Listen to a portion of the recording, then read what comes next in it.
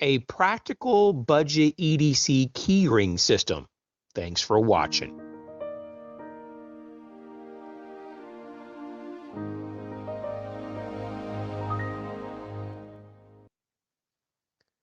Hey YouTube, this is the Art of Prepping. It's a joy to have you back. I've been thinking about, with all the new stuff since I've done a video like this, of how would I now create my everyday carry keyring system.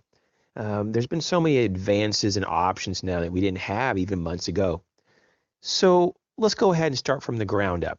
This is obviously going to be more of a budget-friendly option. I get a lot of questions about budget items.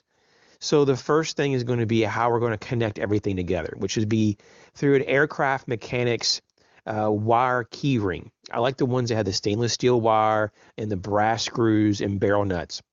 You can get also, like, these have like different vinyl sheaths on them, and it's an option. Or you can just go with the bare, stainless. So that's just what I would pick. You could always go with an oversized split ring, but I think this is really kind of like a lot more versatile and easier to take apart if you need to take things off of your key ring. Talking about keys, though, we have our keys here. And we don't want to put every key we have and own on this key ring. It's probably good to have a key ring set aside for non-essential use, things that we only use maybe like once in a while, like once a month or something. And then like our house key, our car key, and our work key in some configuration on our actual key ring. Now, one of probably the most used items on a key ring is no doubt going to be a light source. Sometimes we just take for granted if you have a light on your key ring, you know what I mean. You use it all the time. I know I do. The first recommendation would be the Nitecore tube at about 45 lumens, USB rechargeable, comes in different colors. If that's not going to be bright enough for you, or if you have a little bit more money, because the tube's only like around $8 to $10 now, you have the Nitecore tip. It's going to be around 360 lumens. Once again, it's also USB rechargeable, and it's not like a lot of money comparatively for, the light output for other types of brands. So I like this a lot. And once again, you can get them in different colors, depending on, what you typically wear or what you just feel attracted to. Now, this right here is an Olight, the i3E EOS. You can get it in aluminum, or you can get this brass version here. They're very nice, and they have different, outputs depending on the model. And I think this is a very, very high value. I think these start at a very reasonable price from what I remember. Now, also, this is an optional item, but I think this is really, really cool. This is called the Embright Glow Fob. You can get these in aluminum, stainless, or titanium, and you can get them in different finishes, though, like in the aluminum. They anodize it differently. And so really what it is just like a little capsule inside of like a piece of the metal that you choose, and it has glow-in-the-dark capability. It's like glow-in-the-dark powder, I believe, embedded in this resin.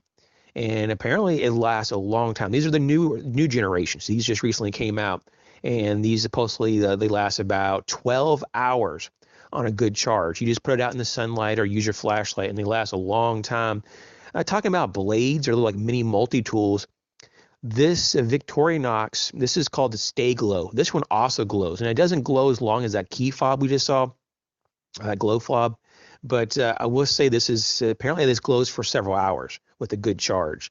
So if you're looking for like a really small multi-tool, because I'm trying to be really realistic and also budget conscious, instead of having this massive full-on multi-tool that's going to be like a bear to carry around, you might as well carry like something like this, because you will carry this and you won't even know it's on there. So you could have it in black, or you can go with the A-Locks, which is the aluminum versions. Awesome.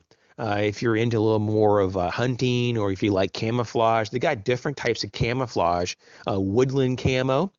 They also have a brand new one for 2017. It's the desert camo, like right here. And they have just a whole medley of things. Like this one is an older one. I don't even know if they make this. I haven't seen it for a while. This is a different type of woodland camo. And if that's not like a big enough blade, or if it doesn't have enough capability, you might want to consider the Spyderco Ladybug. Not very, very cheap, but comparatively for what you get, it's an amazing value. I'd probably go with the H1 steel variant, though. Let's talk about whistles. I think this is a great communication form. The Fox 40 Micro. in your color would probably be a really good option. What about paracord fobs? I think these are cool, the monkey fist ones, or you can go with the straight braided fobs, just to give yourself a little bit of paracord in an emergency. You can get them in reflective coatings and in 3M different variations, even glow in the dark. What about fire? You got mini Bics. I think mini Bics are like probably, in my opinion, the best bang for the buck and probably the most durable and usable, especially if you couple them with this lighter bro sheath that actually has some multi features, like a blade and like a poker and just different tools. It's almost like a multi-tool lighter sheath for the mini Bic, so you can actually attach this to your key ring. It has the attachment point on there. The next thing would be like a signal mirror. And I think a dog tag signal mirror attached to your key ring would be awesome. You would definitely want a rubber silencer to go around there. Tops, Rothko, and Pepperell has these. There's also one right here. It's called the SAR Eclipse signal system. They have with or without a pocket clip. You'd probably get the one without. And it basically has a reflective outer surface in case there's light that hits it, and you have a signal mirror inside. So that's a really unique signal system.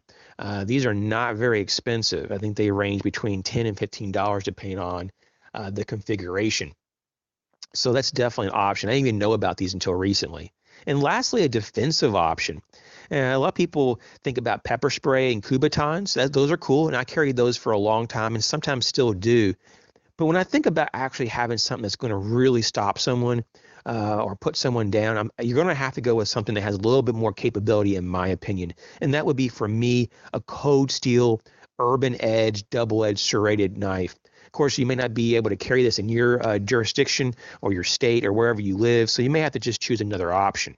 But basically, this was what I would choose. In fact, all this is all what I would choose, and I probably try to color coordinate the best I can. Thanks for watching.